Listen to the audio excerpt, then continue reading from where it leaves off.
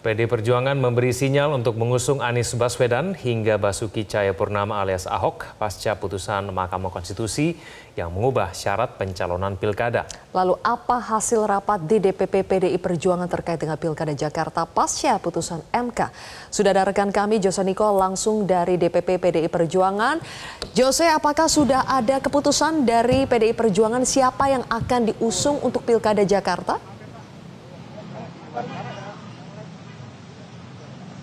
Ya, selamat sore Zilvia Egan dan juga pemirsa. Hingga saat ini kami belum mendapatkan informasi apakah PDI Perjuangan sudah memutuskan untuk siapa yang akan dicalonkan di Pilkada Jakarta. Namun meski demikian memang dalam waktu dekat ini PDI Perjuangan secara kelembagaan akan mengumumkan pasangan calon berdasarkan ketentuan yang sudah dilakukan oleh organisasi, di mana nantinya gelombang pertama ini kan sudah dilakukan rekomendasi penerbitan rekomendasi pada sekitar tanggal 14 Agustus lalu, dan nantinya gelombang kedua ini akan diumumkan pada kurang lebih sekitar minggu depan, mengingat bahwa pencalonan dan juga pendaftaran pencalonan ini sudah harus dilakukan pada tanggal 27 hingga tanggal 29 Agustus 2024 mendatang. Dan nantinya Zilvia Egan dan juga pemirsa bahwa dalam gelombang kedua ini PDI Perjuangan juga akan mengumumkan beberapa nama terutama berkaitan dengan provinsi strategis. Yang pertama adalah di seluruh Jawa, mulai dari Banten, Jakarta, Jawa Barat, Jawa Tengah, dan hingga Jawa Timur, dan juga beberapa provinsi lainnya menjadi barometer politik ataupun basis suara daripada PDI Perjuangan. Sylvia. Jose, lalu apa saja pertimbangan PDIP untuk melawan koalisi pendukung pasangan Ridwan Kamil Suswono?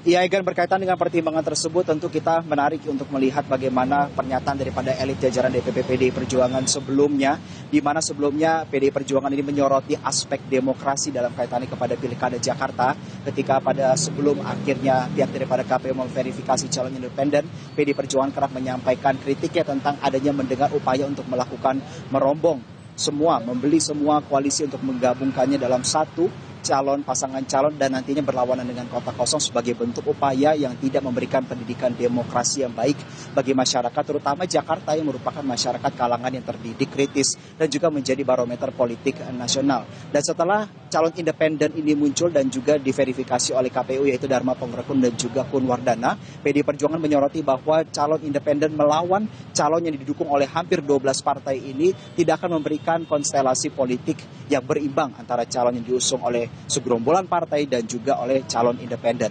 Lalu berkaitan dengan apa yang menjadi pertimbangan lanjutan PDI Perjuangan melawan koalisi Indonesia Maju Plus yang mengusung Ridwan Kamil dan Suswono ini adalah interpretasi daripada putusan Mahkamah Konstitusi nomor 60, di mana PDI Perjuangan bisa mengusung sendiri. Dan seperti diketahui juga Zilvia, Egan, dan juga pemirsa bahwa putusan dari Mahkamah Konstitusi nomor 60 ini mengakomodir atau mengadopsi pola pengusungan yang dilakukan oleh calon independen, di mana dengan asumsi DPT Jakarta berada di 8,2 juta pemilih, maka dibutuhkan syarat pencalonan atau pengusungan kepala daerah di Jakarta itu dengan persentase 7,5%. Artinya sebuah partai politik harus memperoleh suara sah di DPRD tingkat provinsi sebesar 600 hingga 650 ribu suara untuk mengusung seorang kepala daerah, di mana PDI Perjuangan keluar sebagai pemenang kedua dengan perolehan suara sebanyak 900 ribu, kurang lebih 900 ribu suara, yang artinya PDI Perjuangan bisa mengusung sendiri.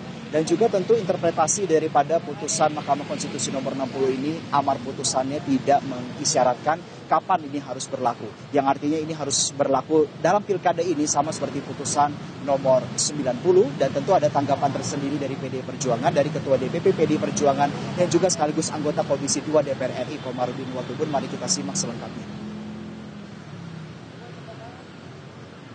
KPU harus proaktif supaya jangan dibilang dia berat sebelah, ya. Jangan kemarin keputusannya Gibran itu hari libur saja dia semangat tinggi itu. Jadi yang ini juga harus semangat yang sama. Hari Minggu pun dia harus lakukan konsultasi. Apalagi sekarang ini bukan reses. Jadi jangan mulai diskusi lagi, ini nanti begini begono lagi. Tidak ada alasan. Putusan ini tidak ada alasan untuk konsultasi memperpanjang waktu. Karena sebelumnya juga tanpa konsultasi langsung. Ya, dulu calon wakil presiden tanpa konsultasi dia buat-buat. Jadi jangan dia mengundang polemik berkepanjangan lagi. Artinya harus fair dan adil ya? Ya, KPU harus bertindak adil. Nah, ini bukan reses. Ya, Zilvia, Egan, dan juga pemirsa, itu tadi tanggapan daripada Ketua DPP PDI Perjuangan dan juga anggota Komisi 2 DPR RI Komarudin Watubun berkaitan dengan putusan MK nomor 60. Lalu menarik untuk kita kaitkan bagaimana penggodokan daripada nama yang akan dicalonkan oleh PDI Perjuangan di Pilkada Jakarta ini memang tidak pernah berhenti meski 12 partai politik telah bergabung dalam Koalisi Indonesia Maju Plus mengusung RK Suswono.